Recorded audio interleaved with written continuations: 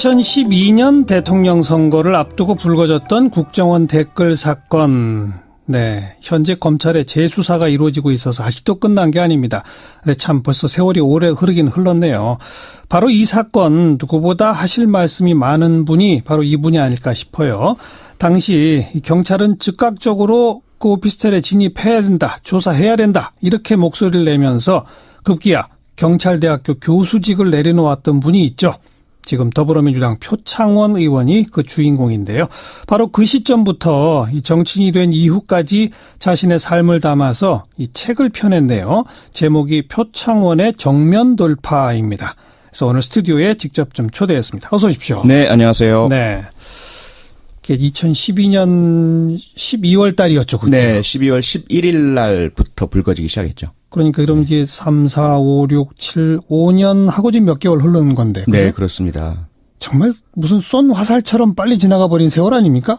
특히 표창원 의원한테는? 네, 저한테는 엊그제 같은 상황이거든요. 그러니까. 여전히 현재 진행형 같고요. 그런데 네. 벌써 5년이 넘게 흘렀다는 게 참 예. 한편으로 믿기지가 않습니다. 많은 분들 아마 맞아 그랬었지 이렇게 지금 방송 들으면서 생각하실 것 같은데 네. 바로 그 시점 그때 경찰대학교 현직 교수였잖아요. 네, 그랬습니다. 그렇죠. 네. 그리고 경찰관 출신이었고. 그렇습니다. 그죠? 네. 근데 이 뉴스 즉 모 오피스텔 앞에 네. 이 민주당 당직자들이 가 있고 예. 그 안에는 모 여직원이 이 문을 걸어 잠그고 있고 네네. 뭐 이제 이런 게 막 보도가 나왔을 때잖아요. 네, 그렇습니다.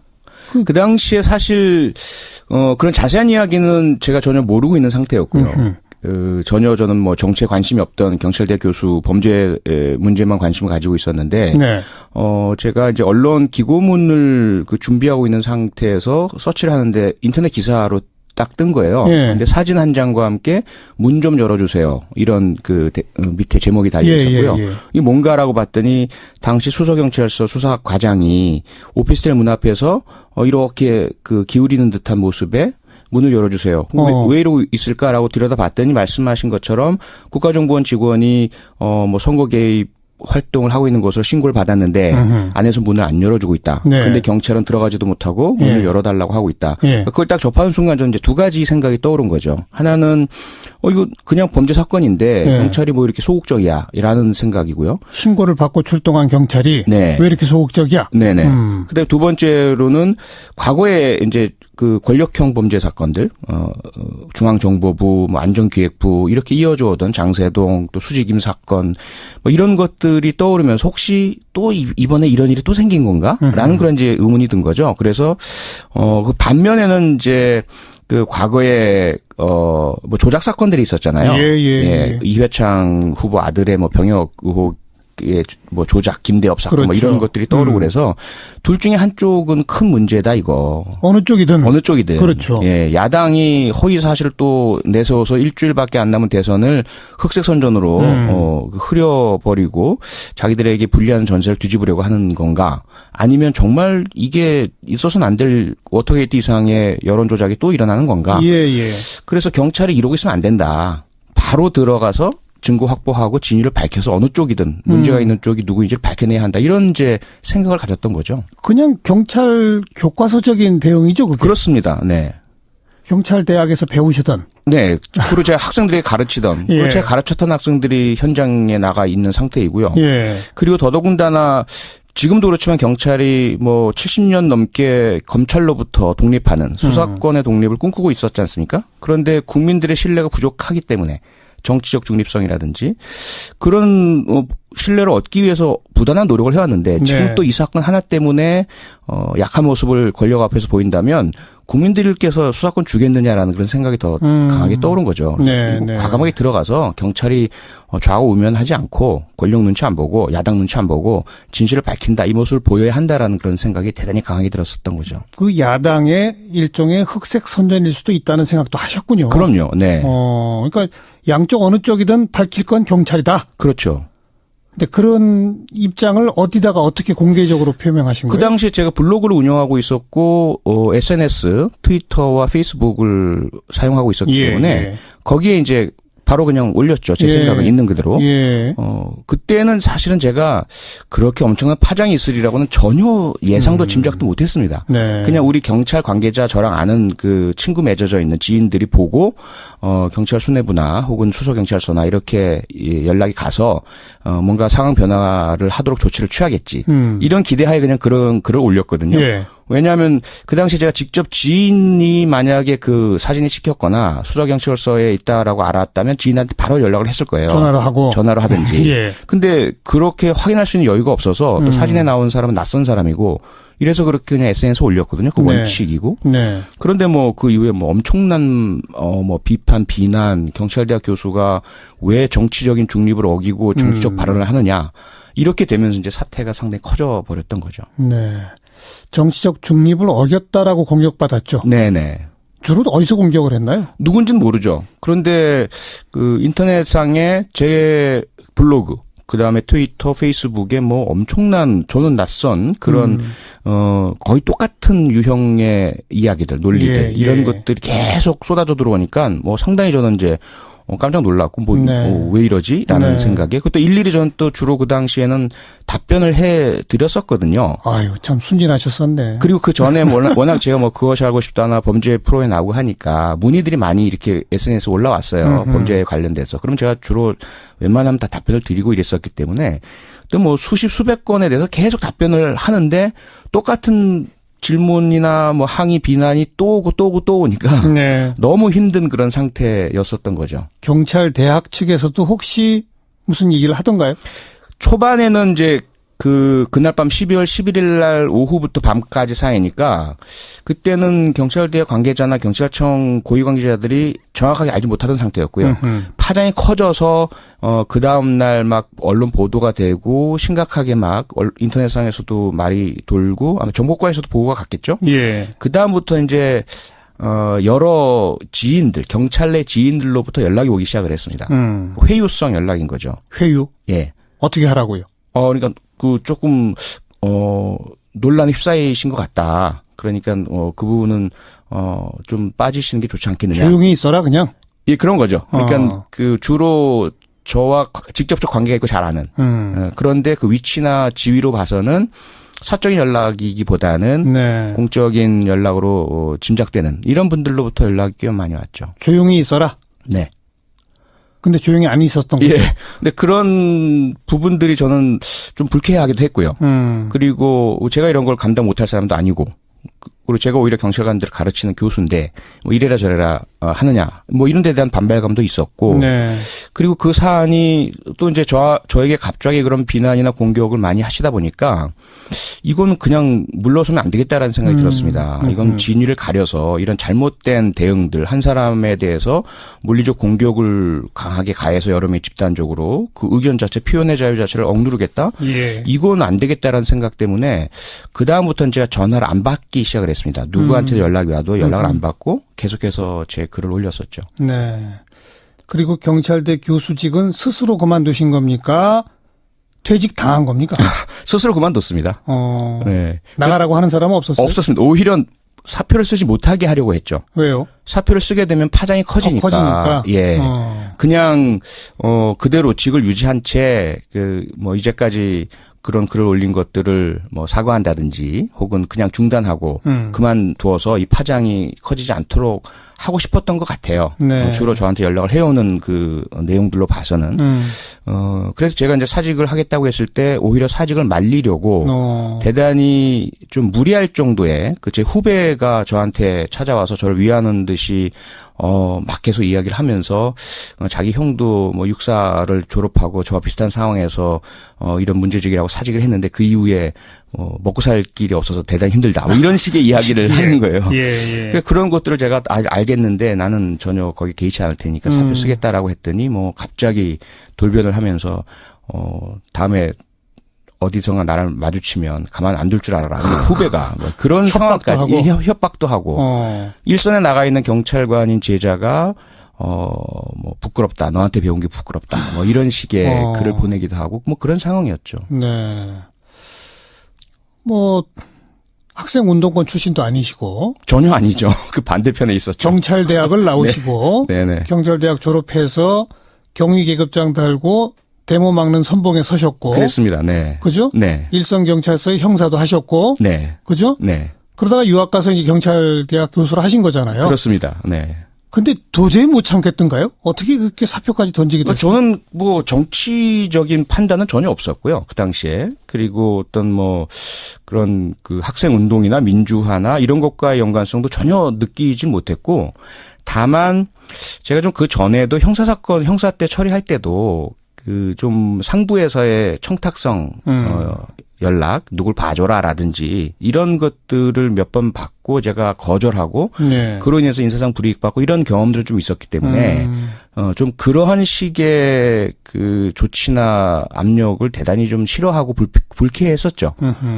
그리고 뭐 저도 사실은 뭐 그 나이도 이제 40대 중반 그 당시에 넘어서는 상황에서 살 만큼 살았고 한국 사회에 대해서 알 만큼 아는데 이 상황에서조차 이런 식으로 국정원이 개입하고 또 그 당시까지는 개입했는지 여부는 몰랐지만 그 네. 반응을 보니까 그런 것 같아요. 예, 이게 아무런 문제 없다면 그냥 들어가서 수사하면 될 텐데 수사를 못하게 하는 조치들을 계속 취하고 그렇죠. 그 당시 여당과 후보가 계속 뭐 경찰 수사를 하지 못하게 하는 논리들을 제공을 하고 뭐 이런 그러다가 상태였기 또 때문에 대선 바로 직전에 서둘러서 중간 수사 결과 발표를 내는데 네. 터무니없는 내용을 발표했고 그렇습니다. 16일 날 밤 11시, 일요일 날 밤 11시였죠. 그것도 또 네. 의원이 의원이 그 당시에 또 신랄하게 비판하는 또 네, 경찰 역사상 유례가 없다 이렇게 얘기를 네. 하면서 이건 말도 안 된다. 예. 거기다 중간 수사 결과 발표라는 게 하드디스크에서 댓글 흔적을 발견하지 못해 이거거든요. 네. 어느 경찰 중간 수사 결과 발표가 이제까지 수사했지만 어떤 실적도 없습니다. 이렇게 수사 결과 발표하는 게 어디 있어요? 네. 뭐가 있을 때 하는 거죠. 그럼 말도 안 되고 그 상황 자체가 그리고 이제 3일 전이거든요. 중간 수사 결과 발표가 12월 19일이 대선인데 12월 16일 날 일요일 밤 11시예요. 그렇죠.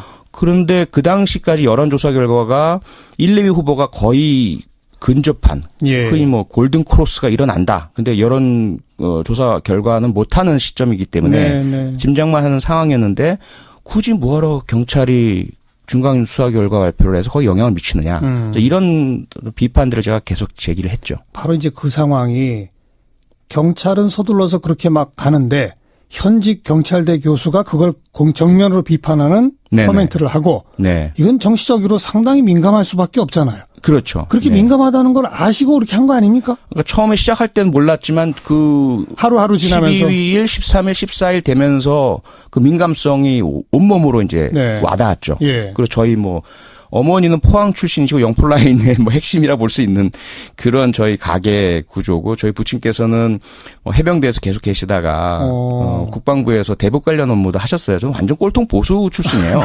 그러니까 저희 가족의 지인분들은 난리가 난 거죠. 예. 왜 그러느냐. 그렇게 예. 자랑스럽게 여겼던 아들이. 경찰대학 교수고 TV도 나오고 이랬던 사람이 갑자기 왜 저 빨갱이 야당 편을 드느냐. 이래서 뭐 저희 집안도 완전히 난리가 났었어요. 네. 그런데 도저히 그대로 못 있겠더라. 경찰이 하는 행동을 보니까. 네, 그 당시로서는 뭐에 홀렸는지 모르겠지만 이건 아니다 싶은 게 너무 강했고 그리고 또 하나는 거기서 제가 그냥 아닌 것처럼 물러서서 글을 안 쓰게 될 경우 이후 내 삶이 뭐 20년, 30년 남았는데 너무 비겁한 삶을 살게 될 것 같았습니다.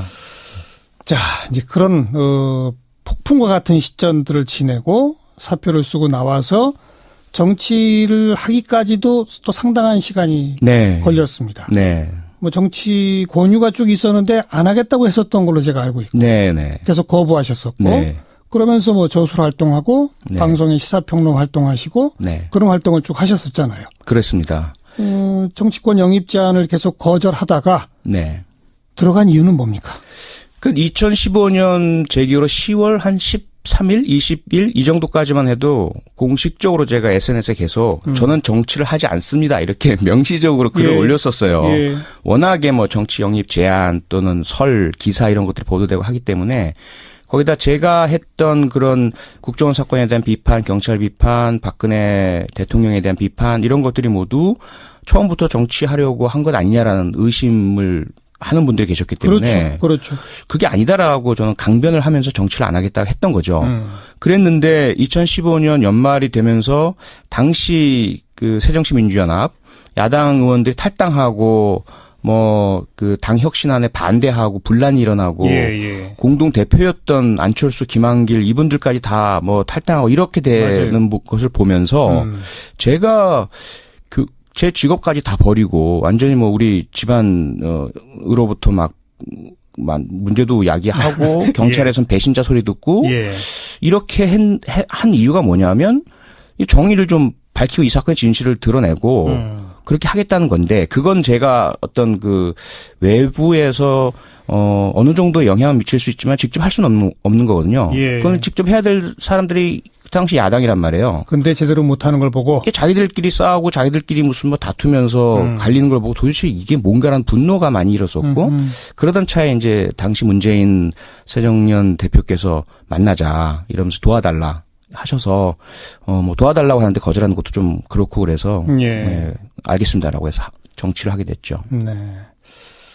이제는 그 부모님하고는 관계가 좋으십니까? 네, 지금은 많이 괜찮아지셨고요.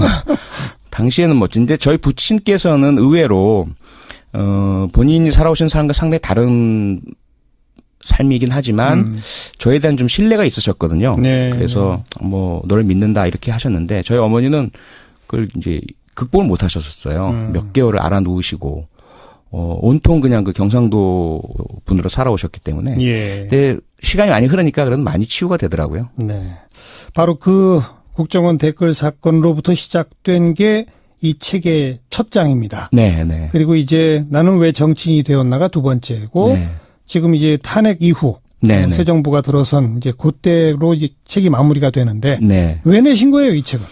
우선은 지난 대선 끝나면서 그동안의 이 5년이 너무 좀 현실감이 없는 거예요. 도대체 뭔가. 그리고 제가 살아온 삶 중에서 너무나 이제 그 격변의 시간이었기 때문에 그러니까요. 이걸 그냥 넘겨버려서는 안 된다는 게 가장 컸고요. 또 하나는 최근에 이제 중고생이나 일반인들 강의를 하면서 똑같은 질문들 왜 프로파일러가 국회의원이 됐어요? 그러니까요. 계속 나오시는 거예요. 왜 저는 너무나 이게 생생한데 이분들은 다 잊으셨구나. 그래서 그걸 이제 기록으로 남겨야 되겠다는 거. 마지막으로 이제 최근에 제가 그 정치 선배들을 이렇게 보면서 저분들도 처음에는 상당히 그 초심이 강하고 신선을 하셨을 텐데 많이 이렇게 그걸 잊어버리신 것 같다. 저도 그렇게 되면 어떡할까라는 그런 두려움이 있었습니다. 그래서 지금까지 제가 겪고 생각했던 것을 있는 그대로 기록을 해야 되겠다. 그래서 다시는 저는 변해서는 안 되겠다. 이런 어떤 마음, 이런 것들이 모여서 책을 쓰게 됐습니다. 네. 책 이름에 정면 돌파라고 하신 이유는? 앞으로도 계속 정면 돌파하겠다? 네, 그런 각오이고요. 그리고 좌고우면하지 않겠다. 어떤 좀 더 쉬운 길, 편한 길 이런 거 보지 않겠다. 그런 각오를 담았습니다. 네. 정치인이 돼서 야당 의원 잠깐 하다가 이제 정권이 바뀌고 여당 의원이 됐습니다. 네. 이 나라는 바뀌었나요? 바뀔 수 있는 방향성은 잡은 것 같습니다.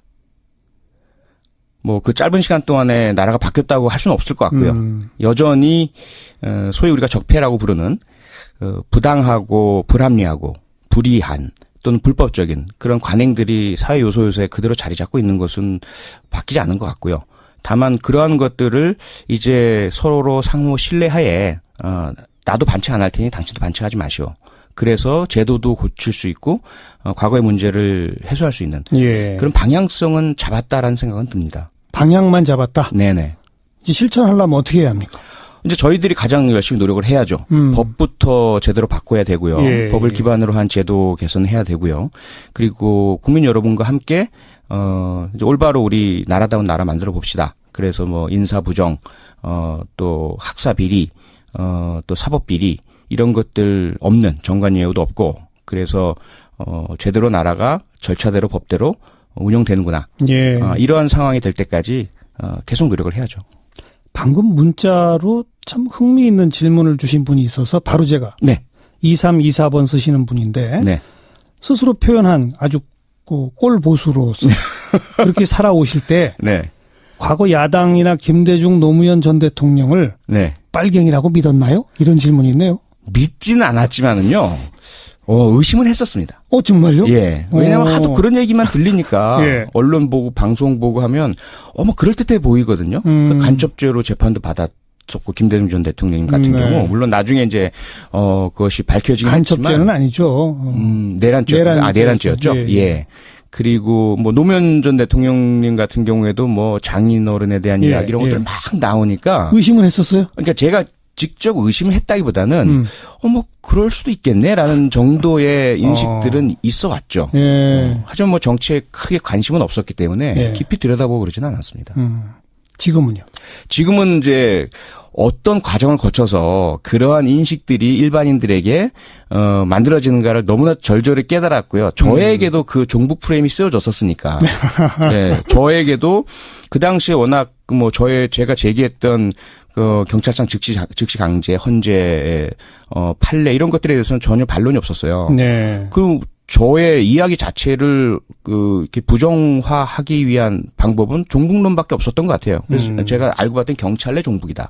제가 가르친 제자들이 경찰 내 종북이 되어 있다. 이런 식의 논리였고, 예. 제가 아니다라고 하면서 전 보수주의자라고 밝히면서 제 부친의 과거 북한 쪽에서 공산주의가 싫어서 월남 하신 분이다 목숨을 걸고 이랬더니 거봐라 북에서 왔으니 종북이다 이렇게까지 하면서 막 확산되는 것을 보면서 네. 야 이렇게 종북 이미지가 만들어지는구나. 제가 너무 죄송한 마음이 들었었어요. 그래서 김대중 전 대통령이나 노무현 전 대통령이나 아니면 일반적으로 그냥 소위 운동권이라고 했던 분들 민주 열사 투사 이렇게 불리셨던 분들 이분들이 경찰 커뮤니티 내에선 조금 그런 빨간색 있는 분들로 일반적으로 인식이 되어 있었거든요. 그러니까 그런 것들 막연하게나마 예. 제가 어느 정도 인식을 가지고 있었지 않았나 싶으면서 많은 좀 반성과 죄송한 마음을 가지고 있었습니다. 네.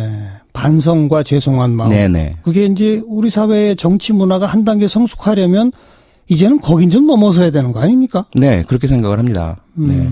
여전히 자유한국당의 홍준표 대표는 계속 그 프레임을 가져가시는 것 같아서. 그래서 제가 그 부분에 대해서 2012년 연말부터 지속적으로 문제제기를 하고 있습니다.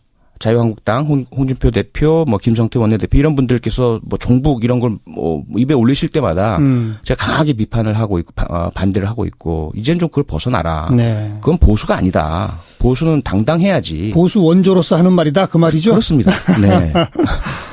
혹시 오해의 소지가 있을까 봐 네. 이렇게 조금 아까 읽어드린 것처럼 이렇게 까칠한 질문만 있는 게 아니에요. 예. 응원한다는 댓글이 지금 엄청나게 많이 오고 있습니다. 고맙습니다. 이건 제가 전해드리고요. 고맙습니다. 네. 표창원의 정면 돌파를 들고 오신 표창원 의원.